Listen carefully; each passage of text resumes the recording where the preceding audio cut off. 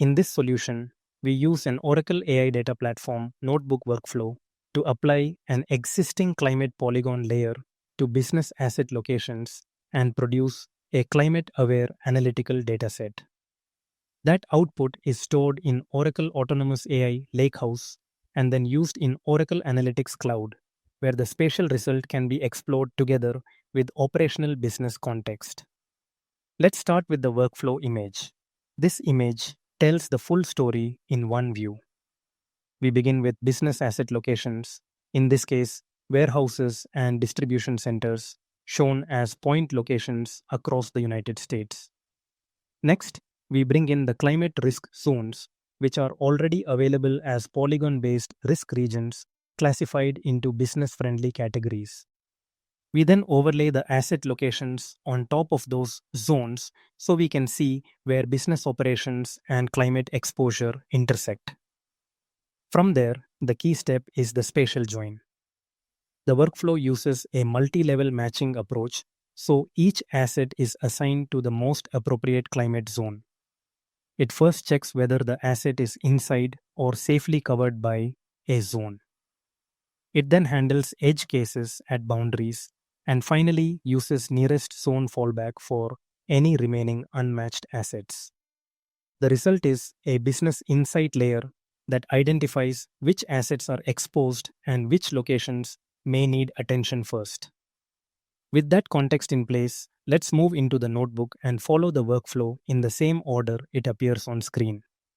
This workflow starts from an existing climate zone table in Oracle Autonomous AI Lakehouse and enriches the supply chain assets business dataset with temperature risk context.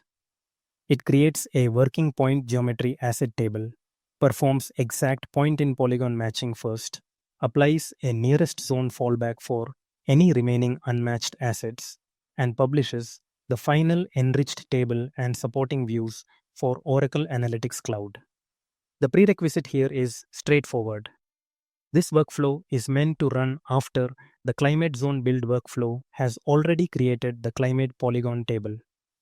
From there, it is self-contained for configuration, timing, wallet setup, JDBC helpers, and the supply chain enrichment steps. The first section keeps the core setup together in one place. It defines the database connection details, the wallet path, the existing climate zone table, the source asset table, and the output objects that will be created during the run. Keeping those values together makes the workflow easier to rerun later if the environment or target object names change. Next, the workflow adds timing helper functions. These track how long each major stage takes, which is useful during demos and reruns because it shows exactly where time is being spent in the enrichment flow. After that, the workflow prepares the wallet. This copies the required wallet files into a runtime location so the notebook can open JDBC connections securely to Oracle Autonomous AI Lakehouse. The next section creates reusable JDBC helper functions. These are then used throughout the flow for rerunnable cleanup, SQL execution, validation checks, and summary queries. After setup, the workflow confirms the key supply chain and climate table variables. This checkpoint prints the important table names, geometry columns, and join settings that will be used in the enrichment logic. Then we move into the working asset layer.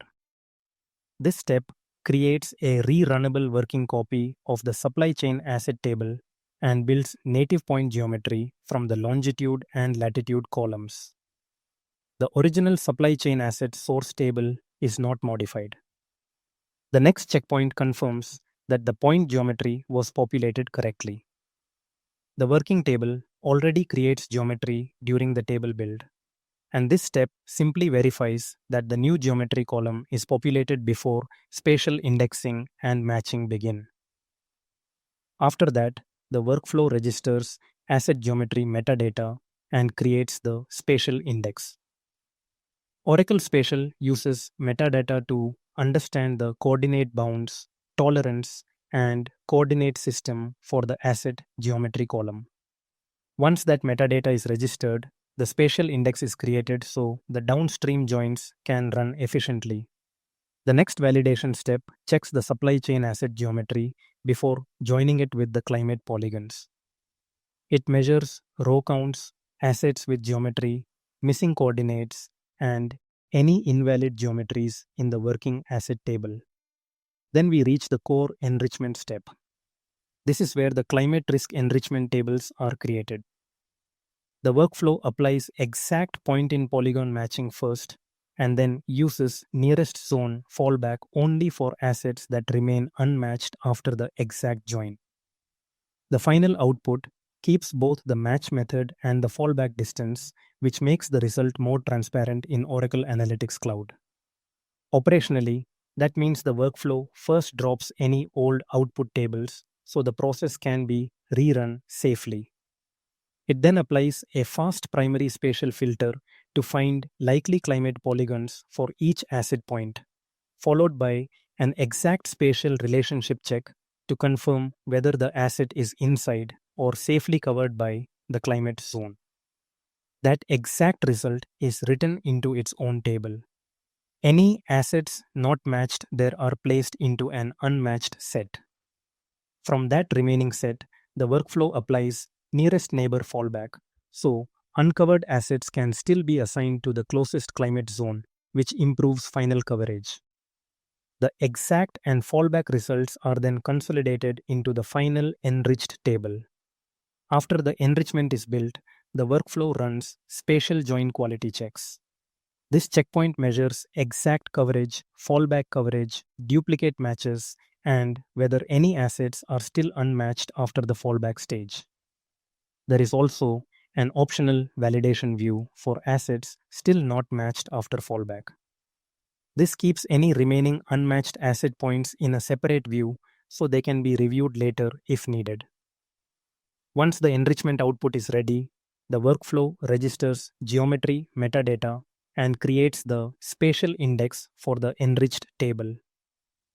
The final enriched table keeps the asset point geometry so it can be rendered and filtered directly in Oracle Analytics Cloud Maps. After that, the workflow creates a focused view for high temperature risk assets. This optional view keeps only assets assigned to the high or very high categories, which makes executive and operational analysis faster when the focus is on the most exposed locations. The next summary step looks at climate exposure by temperature category. This shows how many assets fall into each category, together with total capacity, throughput, and inventory exposure. Then the workflow summarizes high-risk assets by business attributes. This highlights which combinations of facility type, storage profile, automation level, power backup status, and service priority carry the most high temperature exposure. The final recommendation is to use the main enriched table as the primary Oracle Analytics Cloud asset layer for supply chain climate risk analysis. It also keeps the match method field so users can see whether an asset was assigned through an exact point-in-polygon match or through nearest zone fallback. From there, the workflow prints the final runtime summary and the output objects created during the run, including the working point table, the exact match table, the unmatched table, the fallback table, the final climate risk table, the high risk view, and the unmatched validation view. Now we move into Oracle Analytics Cloud. Here, the final enriched dataset becomes a business-facing dashboard. The map shows supply chain assets styled by risk level, so we can quickly identify which locations fall into low, moderate, high, and very high climate exposure. Alongside the map, supporting dimensions provide the business context behind those locations. That can include facility type, service priority, storage profile, automation level, power backup status, capacity, throughput, and inventory value. This is where the value of the workflow becomes clear.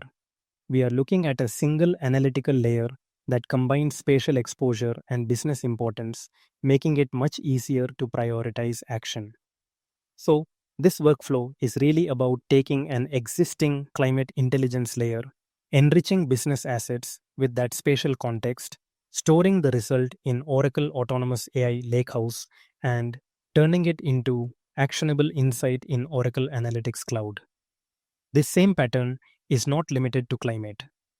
Any dense raster based surface, whether it represents weather, income, health indicators, demand, or other regional metrics, can be polygonized and then joined with business data to create more usable analytical context.